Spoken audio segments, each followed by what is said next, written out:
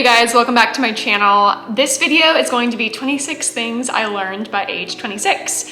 It is November 30th, tomorrow is December 1st, which is my 26th birthday. So by the time you're watching this video, I would have turned 26 and shared my 26 things that I've learned. I honestly had a really hard time coming up with things I learned this year because this year was really hard.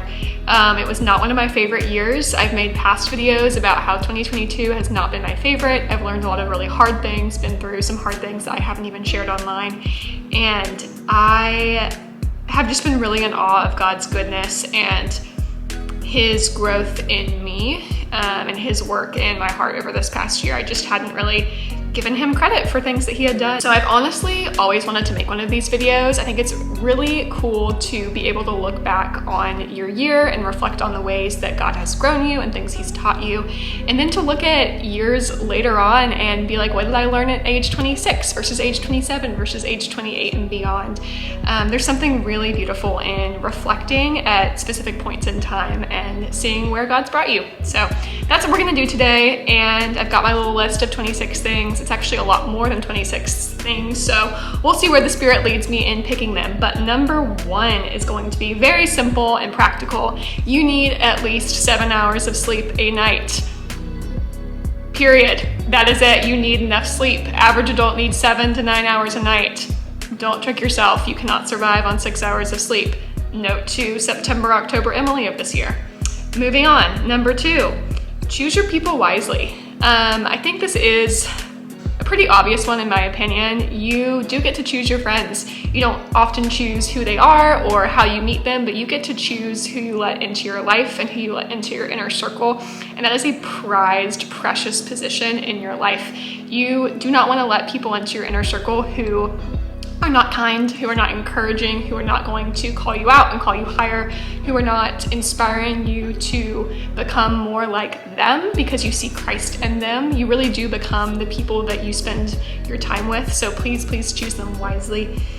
Number three, kind of going off of friendship, is friendships can end and that is okay.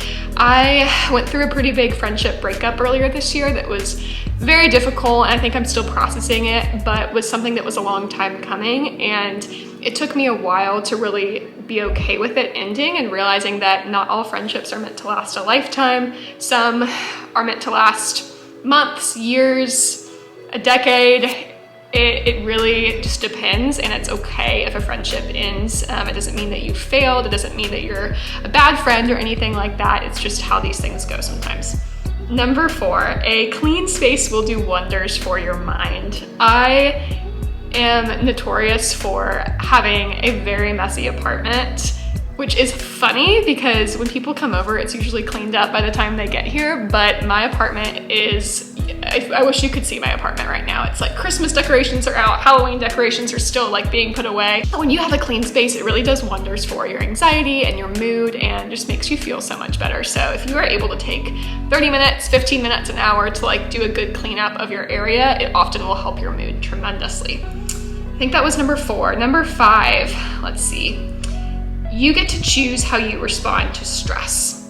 This is something I definitely have learned very recently. Living in kind of a high stress environment. I live in Durham, North Carolina, where there are a lot of major universities, teaching hospitals, very high strung, high achieving people like myself. And I work in a high risk labor and delivery unit. I am in a very intense nurse practitioner program, and I'm generally a pretty intense person. And all of this is external stress, somewhat internal as well, but I get to choose how I respond to stress, and so do you. You don't have to absorb the stress of other people. You don't have to be stressed out just because people around you are stressing out, whether it's about school or work or family. You can choose peace, and we'll get to that later at the end of the video. Number six, you are allowed to change your mind. I didn't realize how applicable this one was to my personal life until I dated someone this year and changed my mind about this person a lot. And I look back and I would have acted differently in that dating situationship, but at the same time, I think it was really healing for me to recognize that I'm allowed to change my mind about someone. I'm allowed to be interested in someone, date them, and then realize that I'm not interested. And so are you. You're allowed to have freedom from perfectionism, freedom from black and white thinking when that comes to relationships as well. So you're allowed to change your mind in general, and you're allowed to change your mind about a person too. Number 7, go outside. Very simple, but go outside. It is not good for you, and it's not good for your vitamin D levels and for your mental health to be cooped up inside all day. If you are able to go outside, even for 5 minutes, go do it. It will do wonders for your mood. Number 8, spend less time on social media. If you guys do not already look at your screen time, like report on your phone, I recommend doing it. It's a little bit embarrassing from time to time, but seeing how much time you're spending on your phone in general, on social media specifically, can be a really good wake-up call. Going into this next year, I'm really trying to spend like a max of 30 minutes a day on social media, specifically Instagram. I, just like anyone else, can get really caught up in the scrolling. And I want to be very intentional about when I go on social media. It's to look at my friends' content, to make content, whether it's a post or an Instagram story or something that's like very intentional and not just, I'm gonna sit here and mindlessly scroll. Number 9, remember your inner child. For me, that looks like watching a Disney movie or doing a jigsaw puzzle, learning to play the piano, little things like that that aren't going to make money or do anything productive but simply bring me joy. So I really encourage you to make a list of things that your younger self would do just for fun. Like, what did you do when you came home from school when you were 10 years old? You know, what hobbies did you gravitate towards? And then try to do more of that. Number 10, go to therapy. Just do it. Go to therapy. You need it. I can't tell you what you need it for, but I can tell you that you need it. Just go. Regular exercise does wonders for you. I have known this, but it's so easy to just let it go during really stressful, busy seasons. But regular exercise, even just 3 times a week, will help your mood out so much and make you feel less insane. Number 12, people will not like you. That's a fact. And you can't control it, and that's okay. Not everyone will like you, even if you're a generally kind human who is likable.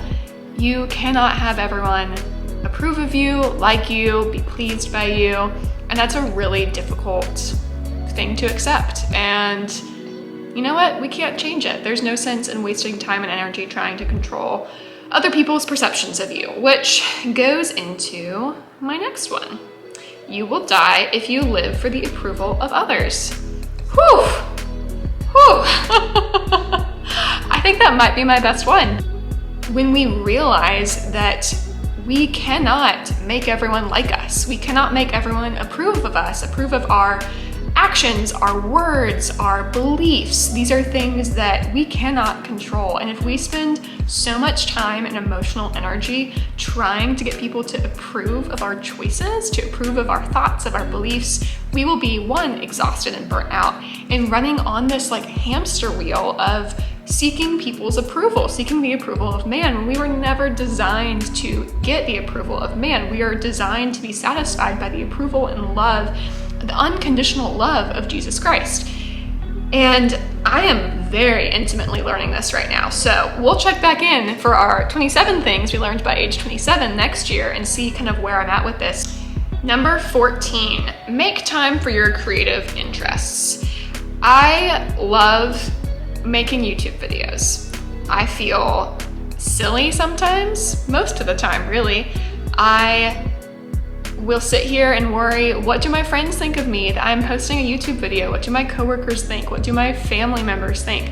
But at the end of the day, it does not matter. I love making videos. It is fun, it brings me joy, it works the creative part of my brain, and it honestly helps me work on that people-pleasing bit I just talked about, because again, other people's opinions of you do not matter. They're also probably not thinking about you as much as you think that they're thinking about you.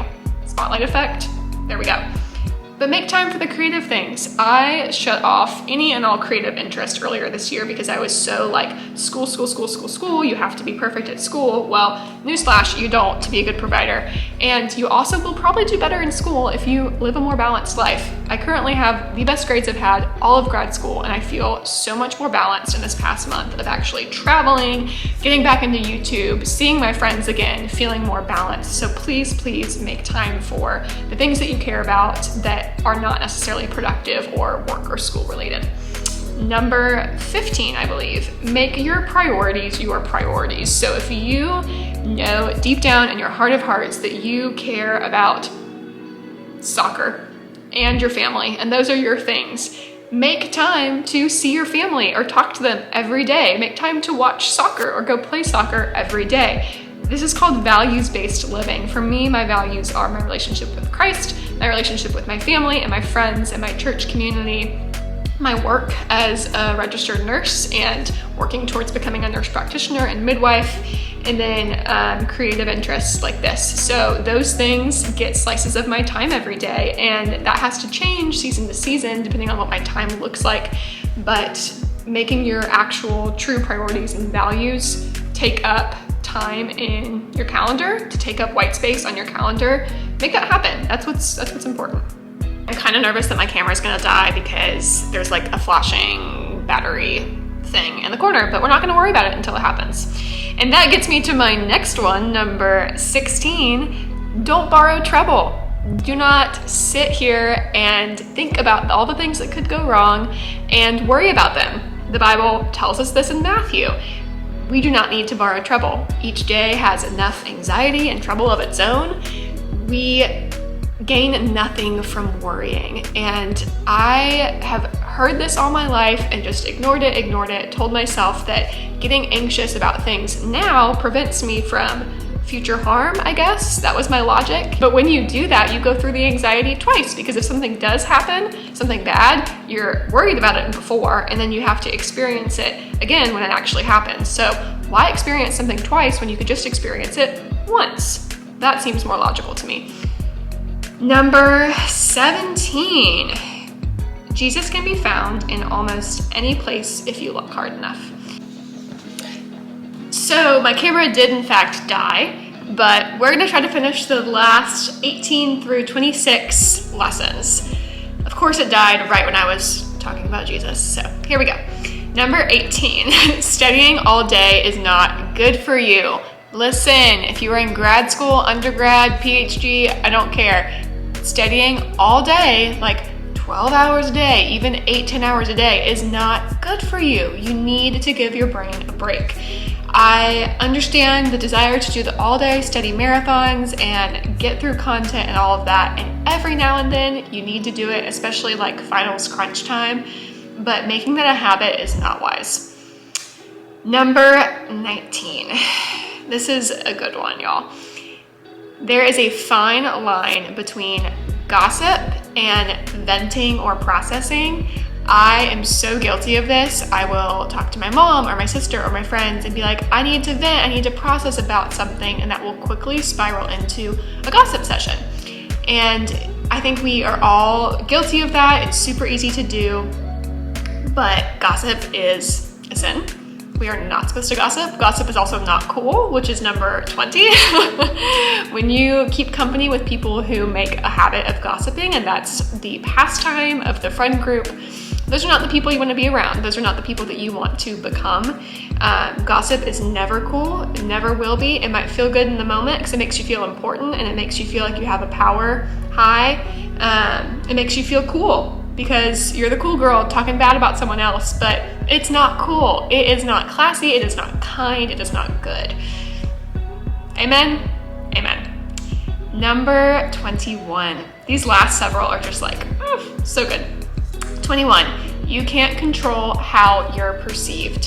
What you put out there, whether it's in interactions with people, online, starting new things, jobs, school, relationships, you can't control how those people are going to perceive you.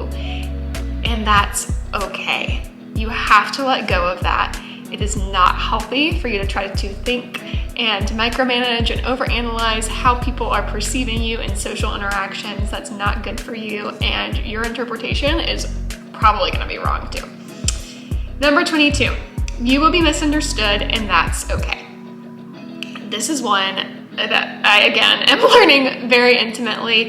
You don't have to explain yourself all the time. I think we all want to be understood and for people to know where we're coming from and to like us and perceive us well and approve of us, but You might have all the best intentions in the world for a certain action or word or belief or whatever, and try to explain yourself, and they still won't understand you, and that's okay.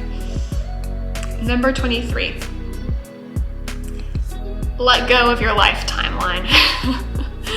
I feel like I've gotten to a good place with this, but a couple years ago was like clutching so strongly to this idea of being married by a certain time, finishing school at a certain time, having a kid by a certain time, all of that. I am 26 years old. I am single. I am not married. I don't have kids. I don't have a house. These are things that a lot of people strive after. And I haven't reached those milestones, if you will, and that's okay. And it's okay if you haven't reached yours either. Number 24. You can infuse joy throughout your day. People love to talk about choosing joy and the simple joys and all of that, and it can get kind of old sounding, but it's so true. You do get to choose your attitude when you go throughout a day, and you do get to choose whether you're joyful or not, whether you take advantage of the joy of the Lord that we are promised through the Holy Spirit. You can choose to live out those fruits of the Spirit because you have the Spirit in you, and you can infuse joy throughout your day, whether it's simple things like your favorite cup of coffee in a favorite coffee mug, which is me because I have like dozens of coffee mugs and it's ridiculous, to sending a sweet text to someone that you know is going through something hard, to watching your favorite show or wearing your favorite, pants or whatever it is. Like those small things can really bring so much joy. Number 25. It is objectively going to be okay. Whatever it is that you're dealing with right now, it is going to be okay. And why is it going to be okay? Because we are promised whole, healing, goodness, and a life without sin when Jesus comes to return. It might not be okay on this side of heaven. I'm not promising you that, but it is going to be okay in the end. And I think we often lose sight of that. Number 26, my favorite one, and I think my word probably going forward, honestly through the rest of my 20s, let's just go ahead and say that, is you can live at peace. You can live with the peace of Christ. You are given his peace. He is the Prince of Peace. You do not have to live in a constant state of anxiety. Now, there is co-occurring mental illness, co-occurring anxiety disorders. I'm not neglecting that or disregarding it, but you do have a lot of agency in how you choose to go about your day and whether or not you really rest in the peace of Christ, no matter what circumstances you're dealing with.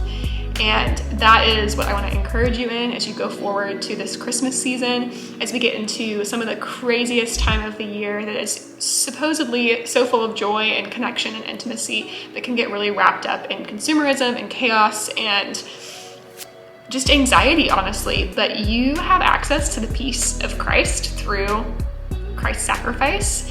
And remember that. You have the peace of Christ with you. Yeah. I hope that was encouraging to you and entertaining and fun to watch. If you recently had a birthday, say hi. Maybe we're both December birthdays or even birthday buddies on December 1st. And if you resonated with any of these specific lessons or have a lesson you want to share with me, go for it in the comments. I would love to chat with you guys. I hope you have a great rest of your day. Take care. Bye.